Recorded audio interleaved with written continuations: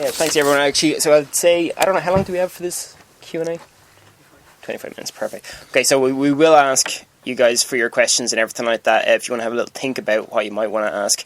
But before then, I just want to kind of run through some of the basic stuff with you. So, without name. Yeah. So, you premiered in Toronto, I think, is that right? Yep. And then so you've been around like London, Sitges, Ada, if you won a couple of awards in Brooklyn. Yep. I think probably most of the top ones. What did you win? Yeah. All of them. All of them and everything. I know, yeah, we won a bunch, yeah. Yeah, you did. I think best director, best film? Best edited, best film, best writer. Yeah, I can't remember. But a few, Enough. yeah. The reviews have been pretty strong across the board. There have been comparisons to Polanski's Repulsion, The Tenant, the Eco-Musings of Antichrist, Long Weekend. Karen Hardy's The Hollow, I suppose, is an Irish one. And at the moment on Rotten Tomatoes, you're currently rated 86% fresh, which is a pretty impressive. Pretty rad. Yeah, nothing to do. And I think it was The Guardian. I just had to write down this quote because it just blew me away. They described it as being so trippy it makes Ben Wheatley's A Field in England look like an afternoon at the tax office. So that's not bad going for a debut feature. Yeah, it's good. So. Tell me, come on, gotta start talking about it. So, where's the genesis of this? Obviously, a lot of the crew, well, I suppose your producer and writer and have come from Fox's, and the sound as well, music, is that right? Yeah. So, the film was, we made this for Catalyst, it was Catalyst project things. Garrett and Brunella and I met at the first Catalyst. That's Garrett Shanley there, that lovely young man, screenwriter extraordinaire. And we met like 7 or 8. Huh? Thanks for saying young. Yes. We met about 7 or 8 years ago, and we worked on the first Catalyst project, trying to make a sci-fi comedy that was like way too big for Catalyst in the first place because it's like a low budget. There was a big gap. Yeah, it was like 7 years ago or something. For anyone who hasn't, the Catalyst project, it was a film board initiative where originally it was $250,000, I think, the first time around they did it, and then this time around they got back together. So it was 3 films were to be funded for $350,000, with the idea being that giving a first-time filmmaker a chance to actually have a go at it. Yeah. So the first time it was a much bigger project, and then you came back. So then we actually had another film in development that we thought was going to be our first film, which is a film called Vivarium, which we're hoping to shoot in like October, November kind of thing. But it was taking forever, and Catalyst came back again, so we said let's go in, let's apply and try and make a film quickly, fast turnaround. And we did, and the film board gave us the funding, and so we kind of made it within about 8 months. So it was a very quick, it's a very quick film to make, and without the kind of pressures of this. Well, even though it was psychologically they weren't there, of this kind of like, oh, it's your first feature, because we were already making a film, and this was kind of like just something we wanted to make. So there was, we just kind of lashed into it. And did that take some of the pressure off, actually? Because, obviously, if Vivarium you've been working on so hard for quite a while, and I suppose it's the pressure's got the first big project you're going on. So when you kind of, by accepting this as a slightly smaller thing, did it make it a bit easier to actually just... Totally, yeah. I mean, these films just take too long to make, so we just wanted to make a film, as you do as a filmmaker, and it kind of arose. So we jumped on it, and we kind of knew the parameters because we applied before and we didn't get it, so we knew what we needed to do to get it, I think, and we got it. So yeah, it was cool. And then I suppose it's even possibly slightly a question for Garrett. Like when you were writing it, did you just go off and write this yourself, or is it kind of any kind of a collaboration, or how does we keep a webcam on? Little word count every day. Brother, but it's all one way. That's the footage. That's it, isn't it? That's actually the true story. No, because I was just wondering though, do you come up with your idea for the film and then did you try and pull it back to tailor it for the Catalyst? We were making Vivarium, but we were also discussing ideas for other films that we like to make, and we discussed Irish supernatural stuff, English European supernatural folklore, mainly Irish. I've been saying as well, actually, not that anyone gives a shit, but I've been saying there's nothing specific in Without Name when it comes to Irish folklore, but there is, of course. There's the whole thing of turning your coat inside out and your soul becoming trapped in a location. and bilocation, which is what Biddy Early was able to do. If anyone's familiar with her, you'd meet her in the spa in the centre at the same time. So that stuff is there. So yeah, we discussed all that, and also the angle of what's happening in Ireland at the time, and so we worked it all in together, and tried to do something in the spirit of the films we enjoy, which would have socio-economic, psychological and horror aspects. I was glad to see in a couple of reviews people like John Bowen and Nigel Neal being name-checked, and the older kind of BBC stuff. Absolutely. Also watching things like Picnic at Hanging Rock. Nick Rogue is one of our favourites, and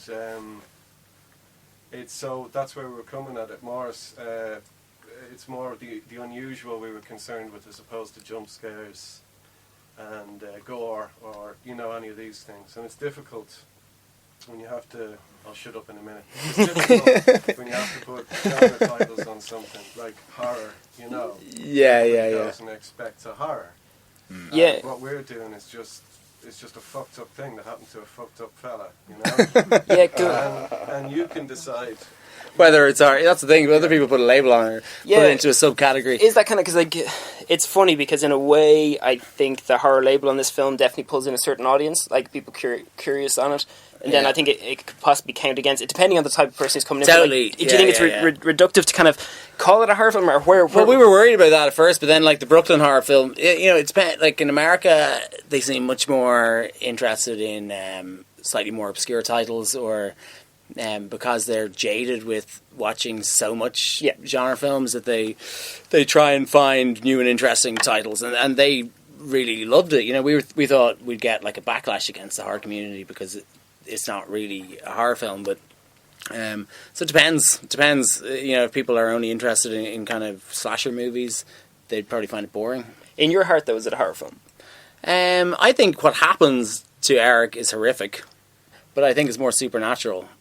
Yeah. Than horror, but I mean, subcategory. No, it's funny though, because it's even like, obviously Ireland is steeped in like superstition and myths and everything like that, and then obviously Japan really tapped into that in their whole J-horror phase, where they kind of really exploited that whole side. And it's something we kind of really haven't, don't seem to have gone into. We've been talking about that, we watch a lot of Japanese horror films and Korean stuff as well, and they do, and they embrace their own folklore and make really great films that have a kind of atmosphere also to their own. Like when they're remade in America, it kind of loses all the nuances.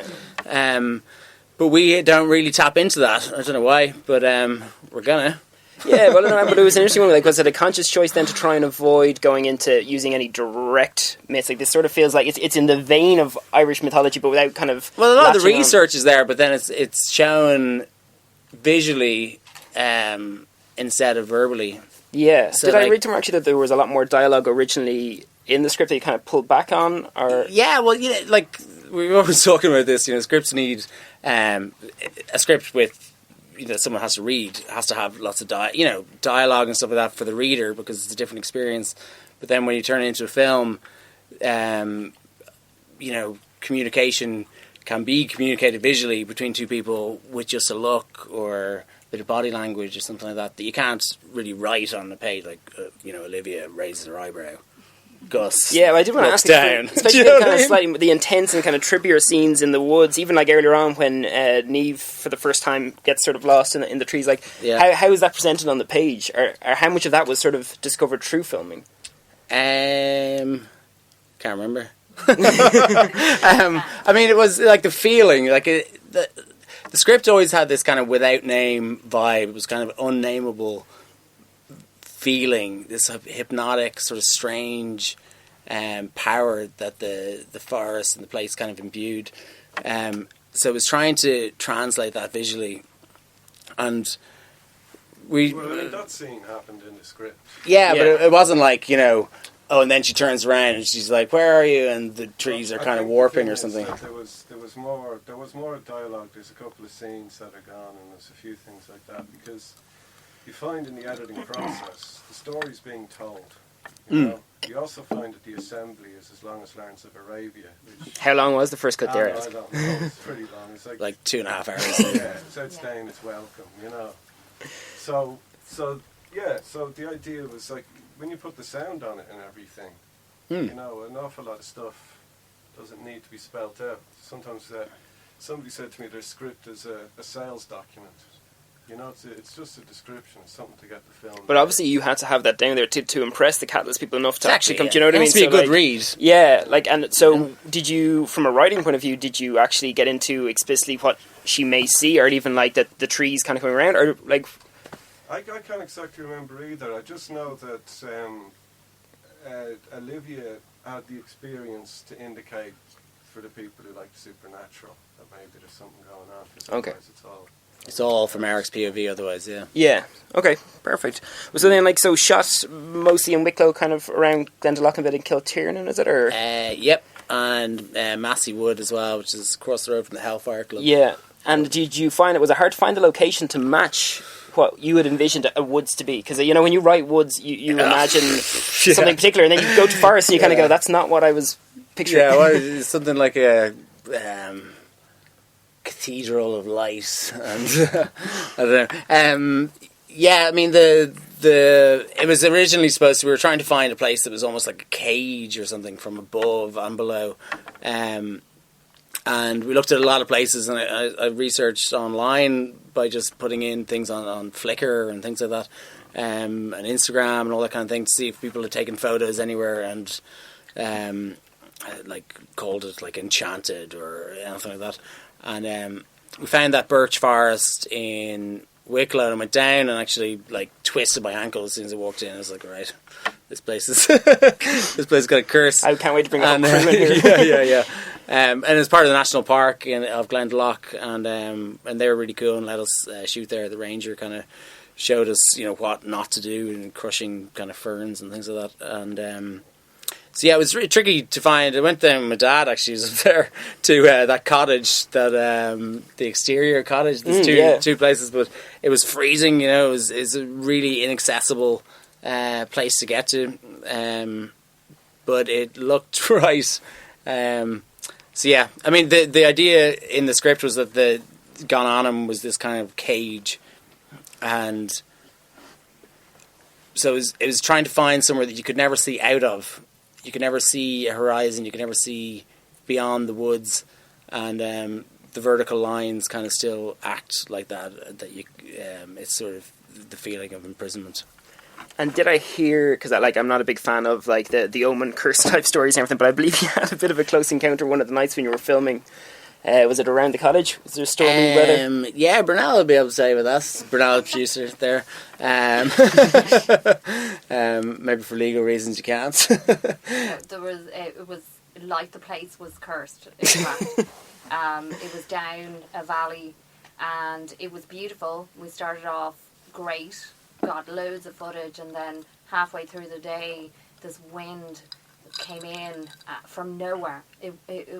There was no weather forecast that had said this would come in. It was just in that valley, and to the point that we couldn't walk. We were pushed against the wind.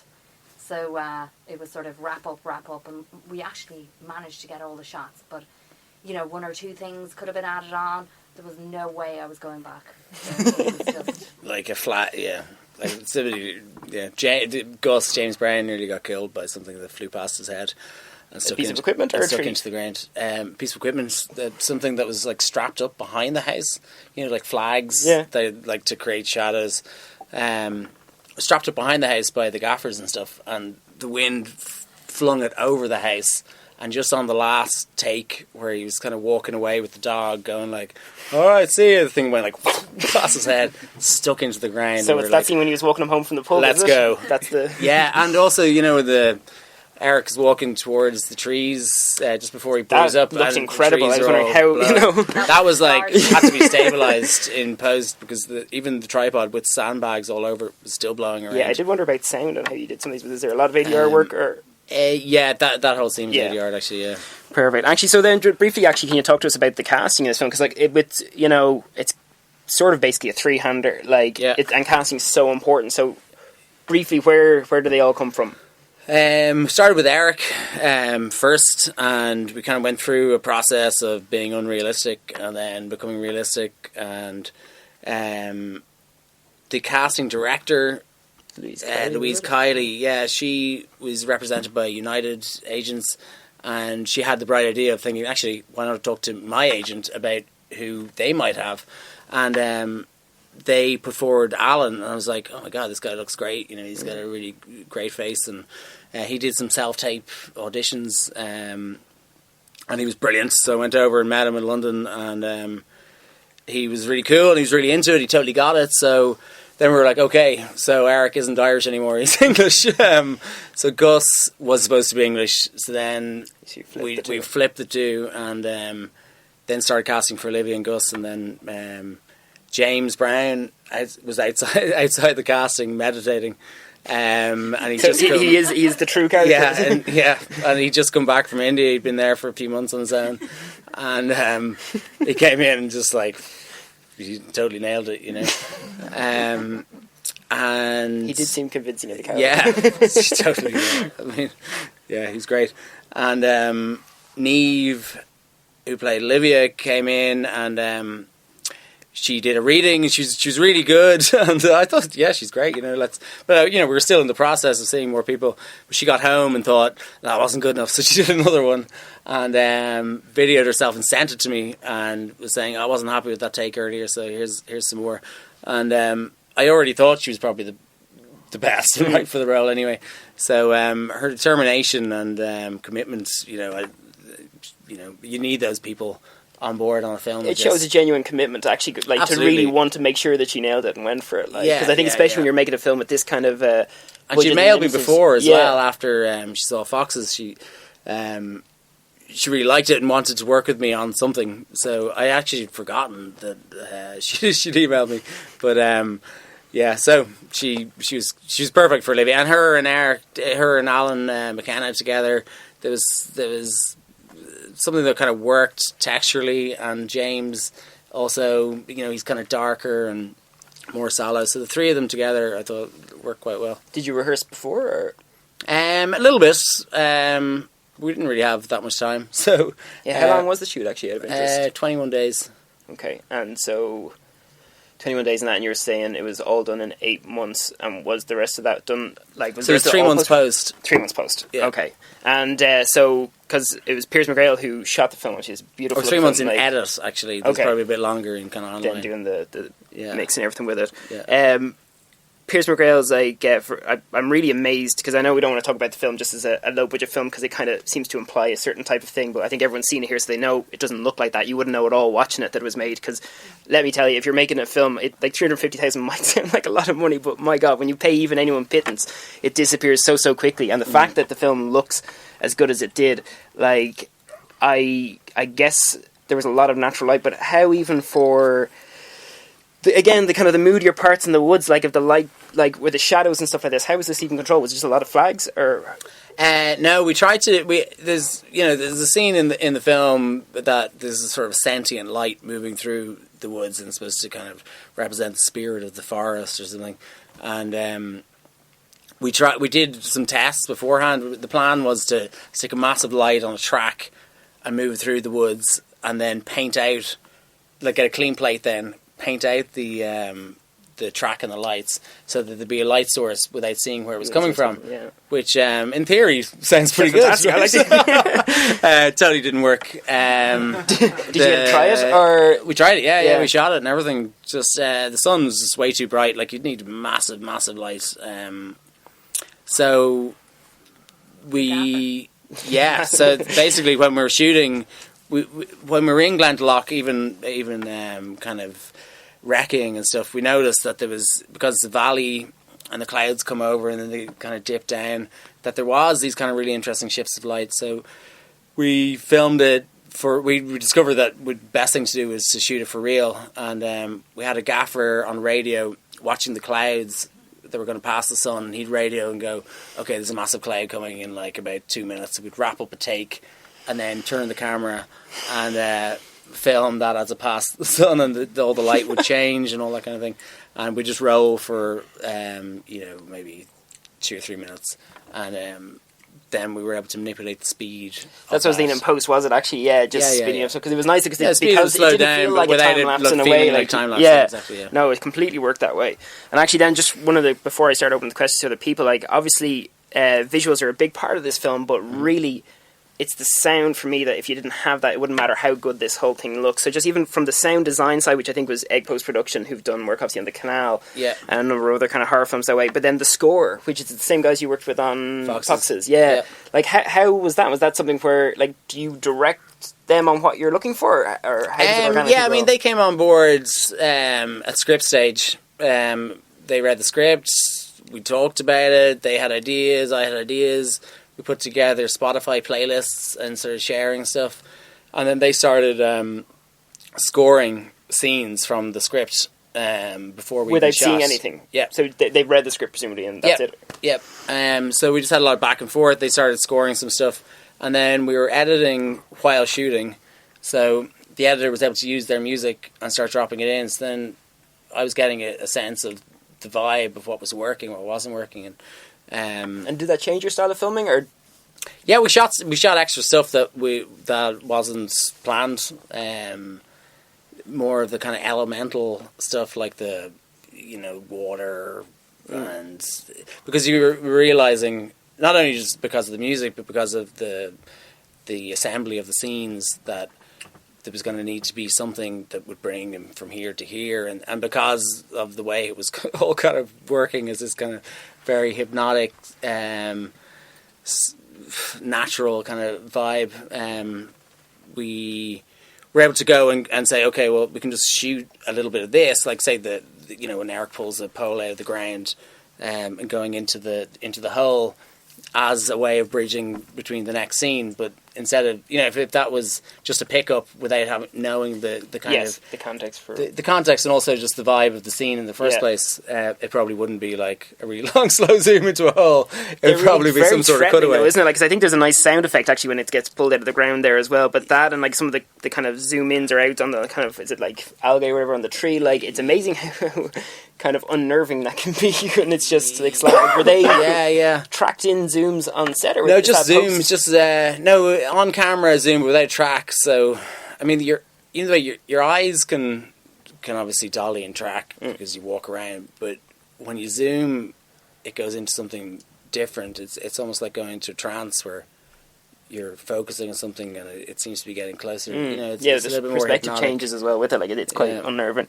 That's perfect. Like I've got, but and then Asa came on board at script stage as well, and he had ideas, and we were talking about ASMR, which is this kind of clicking thing that people are into, and we're trying to figure out a way of giving the feeling that the trees are communicating and the roots are communicating and all that kind of stuff. Yeah, no, absolutely. I think that's there. So he started messing around with that at the same time. So by the time we came to actually do sound post, it was all kind of in place. But was it what you expected it to be, or were you open minded to what it would become? Do you know totally, what I mean? yeah. I mean, it's a collaborative process. So like, if people have ideas, or it all kind of takes form. I think if you're too prescriptive early on, you're not really going to end up with a good result. Because people are talented that you're working with, you kind of have to allow them to be creative and work with them, Yeah, no, I totally agree.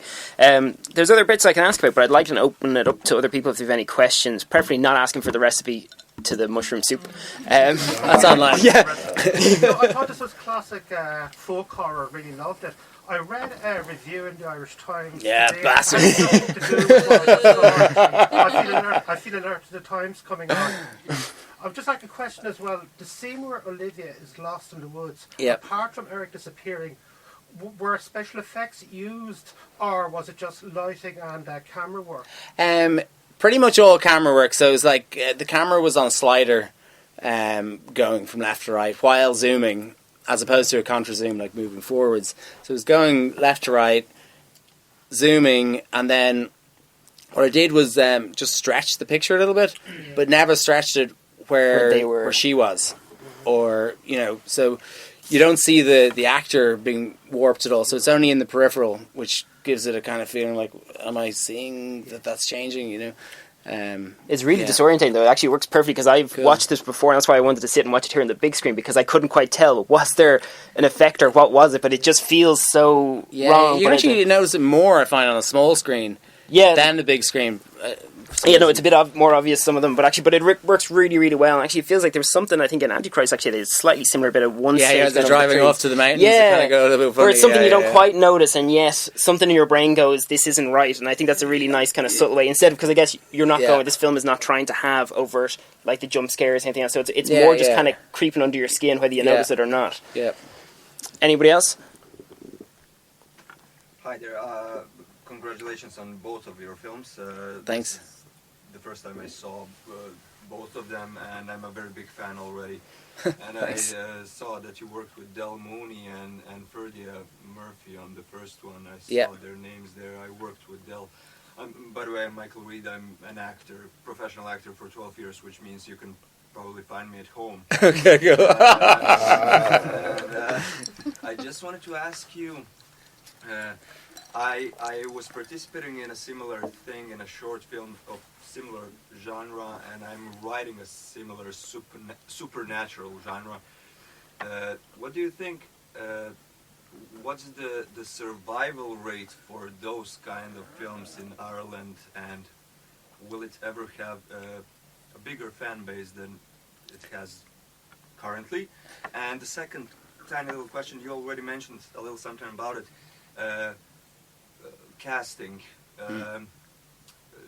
What do you think about choosing an actor who looks the part versus choosing an actor who fits the part? And do you think that typecasting can be broken very often? Ask your first question or your second question first. I mean, casting wise, you just go for like the best actor for the role. Really, you know, I'd never pick someone for aesthetic reasons. You know, if they look the part. I don't know if they. Olivia was described as different to Neve. She was, yeah. But Neve was just. But a lot of the time, an actor will be the character, and then you realise that's who the character is. You know, they kind of you go, oh right, Jesus, there you are. You know, and yeah, in response to like finding a bigger fan base. I mean, that's.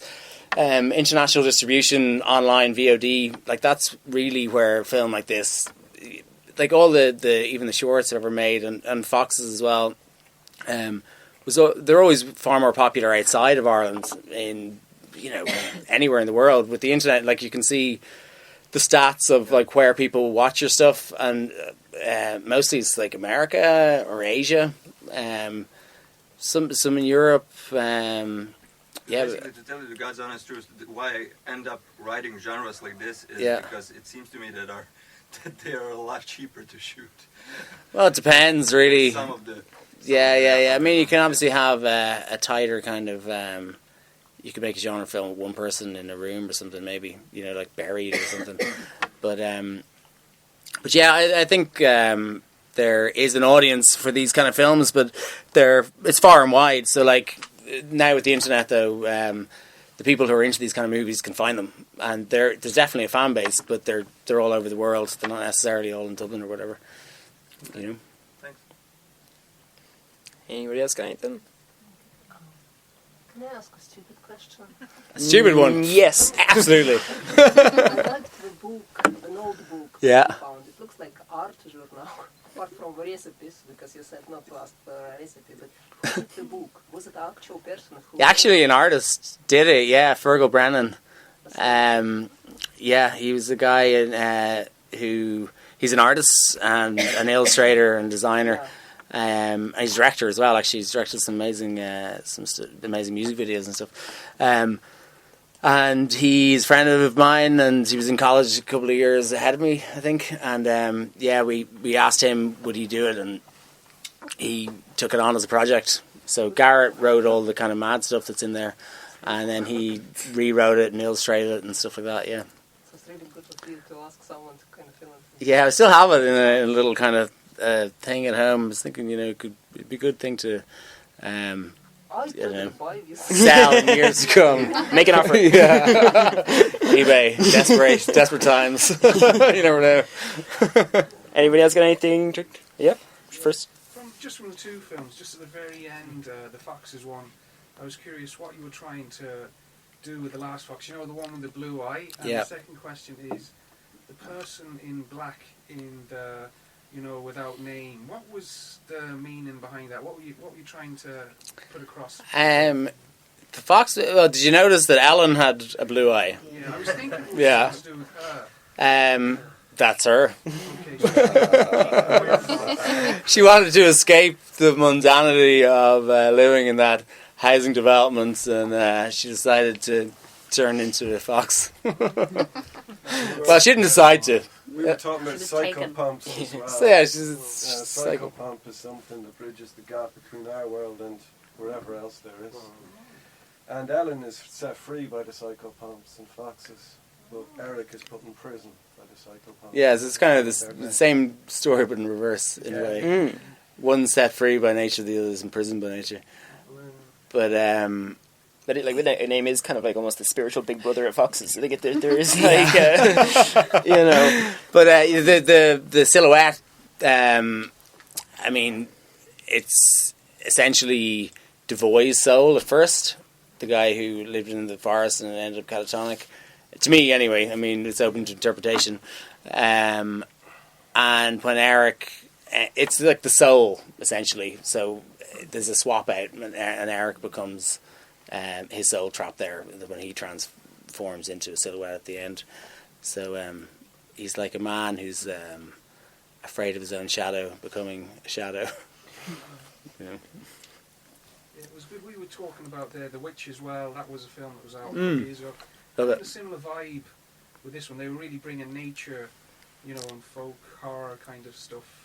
Yeah. You could tell, because we were working on a witch project, and then The Witch came out. We're like, right, that's not going to happen. But we'd done a lot of research. Read a lot of books on witchcraft in the UK and Ireland, and a lot of that research you can see in The Witch if you actually know the background of it. So yeah, I mean, and in Without Name, there's a lot of stuff that isn't, it's there for people who know that what's going on or whatever, but there was a lot of there's actually that recipe for the second drink that he drinks is basically the witch's flying ointment recipe, which is I'm not going to tell you, but it'll send you to another dimension, I'm sure. Sorry, there was just over here first, I think. Did you have a question? I've actually answered it. Oh, have we? Okay, right, perfect. Cooking with Eric is starting on Channel 4 on Tuesday. Sorry, yes. I warned you before I came in. I was afraid, very afraid. Right. Because I don't do well with horror. But in fact, I was thinking they were quite poetic. Right, good. The imagery, and I thought, if these were poems, then what we'd be looking at is metaphor. Mm. We wouldn't be looking at horror or psychology or anything. Like, you'd be seeing the metaphor for what happens to these two people, the wife and Eric. And as that,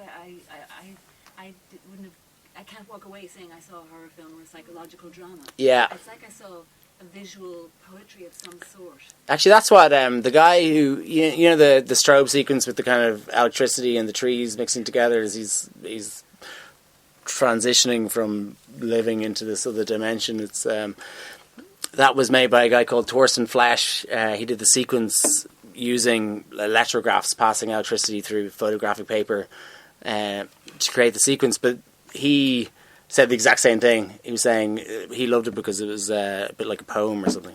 So that's good. Yeah. Anyone else got anything direct? Just one more silly question. The shadowy guy, was that some poor guy covered in latex? Yeah. No, not latex, but face paint, yeah, his hair and everything. Yeah, his name's Alan as well, as Alan McKenna, so it got a bit confusing. But you'd be having, you'd break for lunch or whatever, and turn around, he'd be there having a cigarette behind you. Jesus Christ. Yeah.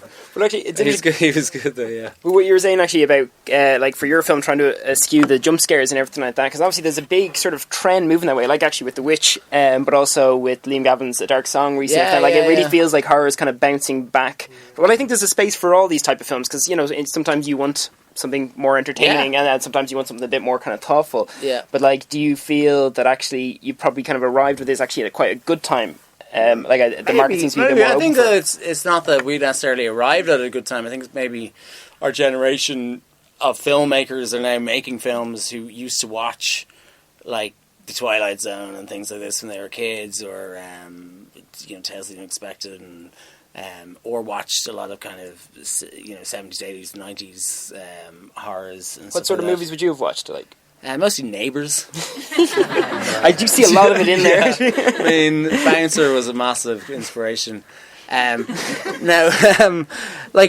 watched all sorts of movies. I was saying this earlier on. We were, I didn't study film. So I studied graphic design. So I kind of accidentally ended up getting into film, making short films and stuff, because I was doing motion graphics. Then they turned into animations, and then they needed to be characters and stuff like that. So I wasn't like a cinephile who was like into certain film directors as a kid. I watched all sorts of movies, but and I think, like I was saying earlier, the first film I ever watched was in the cinema was The Gremlins. A pretty good first movie. Yeah, totally. Yeah, in the Savoy. But probably more TV, like those shows, like Tales of the Unexpected and stuff like that, or Twist in the Tail type things that, I don't know, I mean, they seem to be resurfacing in my consciousness now. And Garrett would have watched a lot of the same kind of stuff as well. But then we also, like the amount of films we watch now is, pretty much watch film every day. And they're from all over the place. So, yeah, I mean, I guess it's a bit like music. It's kind of hard to tell where... Yeah, different days, different moods. yeah. I mean, I like all sorts of films, so, yeah. Can you tell us anything about Vivarium? It's going to be amazing. This is in development with Channel 4, is it? Or we developed it with the Irish Film Board and Film 4. So that was, over the past, 4 years, pretty much, maybe even 5. But it's ready to go. And I sent the new draft, actually, that Gareth sent me this morning, onto the actress who's attached to the project. I can't tell you who it is yet, but she's amazing. And we're going out to the main guy next week. So it's about a young couple who are trying to find their first home, and they go into estate agents. The estate agent is a very mesmeric, strange, almost waxwork-like character, and brings them out to a brand new development called Yonder, where all the houses are exactly the same. They have a look at the house, they don't like it, it's a bit weird. The guy suddenly disappeared, they try and leave, they can't find their way out of there, and they end up trapped there. A few days later, a box arrives with a newborn baby that isn't human, and then things go downhill for them. Light art of comedy. Yeah. So it's pretty much a rom-com. It's perfect. Are we nearly at time? Is there any last questions from anyone before we wrap up? When you say you researched witchcraft, did you actually talk to any actual witches? Yeah, I did actually. I'm sure we don't do any of that shit. Yeah. I know, of course. Yeah. But actually, there's what's her name again? Yeah, there's one that does lectures on YouTube, and I found some since, and I wanted to contact them. But she's on the radio in the opening scene, talking about the liminal. What's her name? It's really rude not to remember. Yeah, but no, I mean these were records of trials and stuff like that. Of course, I know witches don't really nowadays do things like that, and also I mean. And we use birth control. That's the one. Yeah. I mean, Ellen could have been a witch in that without knowing, But there is a lot of that stuff in Irish folklore of transformation between, But I mean, again, it is metaphor, essentially, No, it's not. Yeah, it's the same with mermaids and all the rest, But yeah. Perfect. Okay, well, I think we should give a big round of applause to thank Lorcan for his time. And obviously the IFI and Elman Pictures and Film Ireland as well for organising this today. So thank you. Yeah, thanks very much. Congratulations. Cheers, thanks. Cheers. Thanks.